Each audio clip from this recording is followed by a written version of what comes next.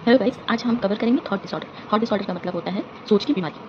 सोच की बीमारी इन 4 चीज़ों के आधार पे हम कह सकते हैं कि सोच की बीमारी है। ये 4 मेन फैक्टर होता है जो कि थॉट डिसऑर्डर को होने के लिए या नहीं होने के लिए वो जस्टिफाई करता है। तो पहला चीज़ है फ्लो और स्ट्रीम, कि आपका थॉट जो आ रहा है वो तो या तो बहुत तेज़ी से आ रहा है या बहुत धीमे आ रहा है।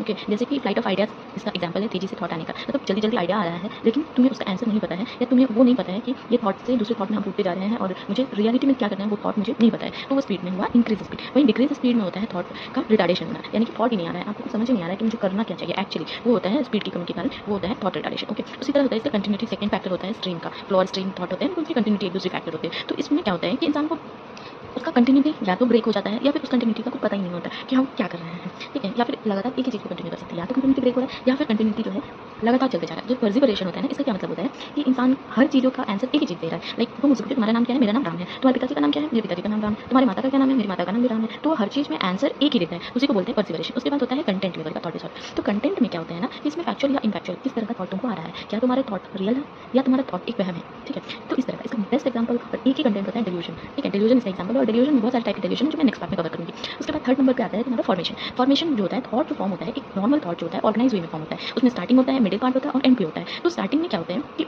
कोई भी थॉट तुम्हें आ रहे हैं ना, या तुम कोई भी सेंटेंस बनाते हो या बोलते हो जो भी, तो तुम्हें पता है कि इसका स्टार्टिंग ये होता है, इसका मिडिल ये है और इसका एंड है। लेकिन जब एक ऐसा कंडीशन आ जाए जिसमें इंसान को पता ही नहीं है कि वो स्टार्टिंग क्या है, मिडिल क्या है, एंड क्या है, तो उसमें वो कुछ भी बोल रहा है ना। तो मतलब इसका एग्जांपल, बेस्ट एग्जांपल है लूजनेस ऑफ एसोसिएशन, यानी कोई एसोसिएशन भी नहीं है। वो बोला राम आया घर में खाया, राम आया खाया घर गया फिर नहाया चला गया, क्या बोला कुछ नहीं पता तुम्हें। इसमें कुछ तो बोल रहा है लेकिन उसमें कोई भी ऑर्गेनाइजेशन नहीं है। उसके बाद लास्ट में आता है पोजेशन। पोजेशन मतलब वो तुम्हारे थॉट पे तुम्हारा कंट्रोल है, तुम्हारे थॉट पे प्रोसेसिंग करने की एबिलिटी है या नहीं। इसका एग्जांपल है ओसीडी। ओसीडी आप लोग बहुत अच्छे से जानते होंगे, इसको बोलते हैं ऑब्सेशन एंड कंपल्सन डिसऑर्डर का ओसीडी। तो इसमें क्या होता है कि ऑब्सेशन होता है, इंसान को रिपीटेटिव थॉट्स आते हैं, वो मतलब वो उतने इंपॉर्टेंट होते नहीं है, बट वो थॉट्स आते रहते हैं, ठीक है। उसी तरह इसका दूसरा example thought insertion, thought withdrawal, thought broadcasting, ये सभी है। तो इसमें थॉट उन्हें लगता है कि मेरे थॉट, उनको अपने थॉट पे एक्चुअली कंट्रोल नहीं होता है। वो उन्हें लगता है कि मेरे थॉट किसी ने मेरे अंदर डाल दिए हैं, या फिर उन्हें लगता है कि मेरे थॉट्स को किसी ने निकाल दिया है, कोई मेरे थॉट्स को चुरा के वो लोगों को बता रहा है। ऐसा कि पॉसिबल है, नहीं पॉसिबल है। तो ये एक थॉट का दूसरा बीमारी है, ठीक है। अब आगे के इसके बारे में डिटेल्स हम दूसरी पार्ट में देखेंगे।